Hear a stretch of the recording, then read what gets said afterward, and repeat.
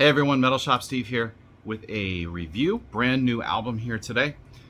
Today we are talking about the new Megadeth album, which is called The Sick, The Dying, ... and The Dead. So pretty similar to the way that they title their most of their albums. It's always kind of a throwback to some of their earlier album titles, and I love it. So again, just really new. They've put out a couple of singles teasing us here and there up until this point, and here it is. It's the whole album, and I've got to say I'm excited because in a couple of weeks I'm actually going to see them. First time I've ever seen Megadeth, actually. Very excited about that show. So in terms of the album itself, the overall feel of the album, they've gone through periods where they've kind of gotten away from their thrashy roots, and then they've come back and they've tried other just slower, more deliberate metal kind of stuff. And I'd say that this album is a throwback to... Actually, what it reminds me of the most is probably Countdown to Extinction. So for better or for worse, that's what I would compare this to. You've got some solid, slower rockers, but you've also got your probably half an album worth of thrashiness. And I would say that this is the best album that I have heard from them in a long time. Really great album here. So the other note, I keep looking at my notes here to make sure. There are some moments of like Rust in Peace on here. So I guess if Rust in Peace and Countdown had a child, it would be this album. So in my book, that's pretty good.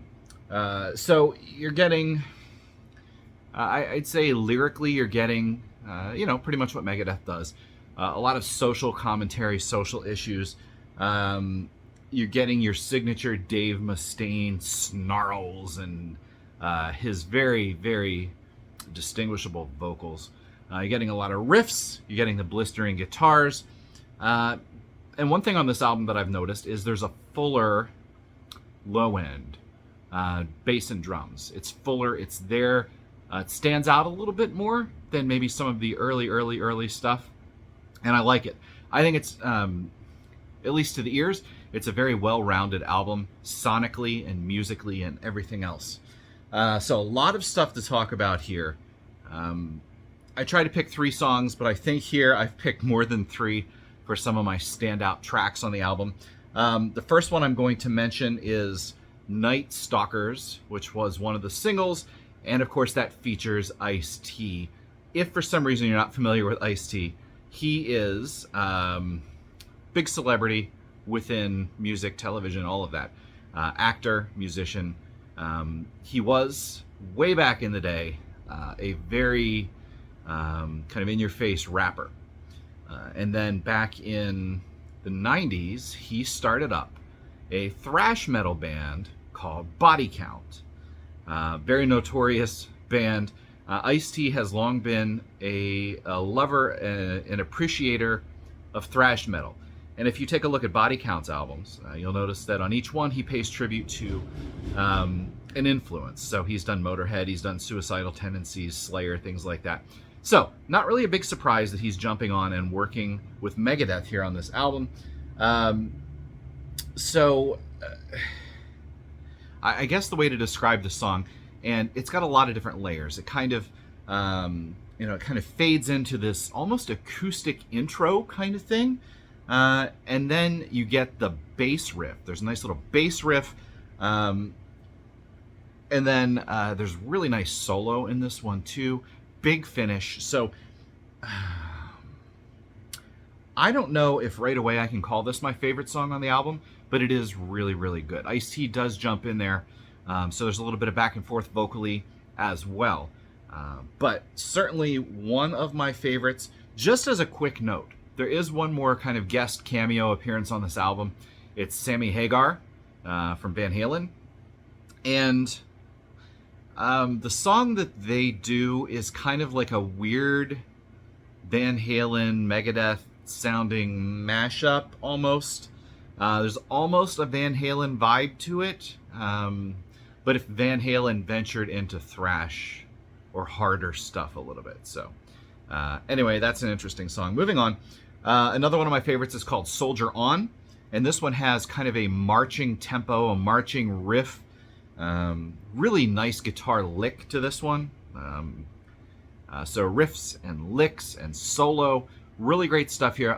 Really, in terms of some of the best guitar work on the album, I think it's in this song.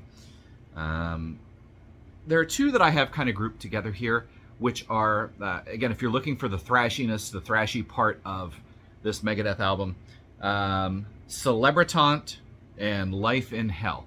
Those are two kind of throwback, thrashier songs. So if that's what you're looking for here, you're going to get that in those two songs. And then one of the singles that they released here is the one I'm going to finish by talking about, We'll Be Back.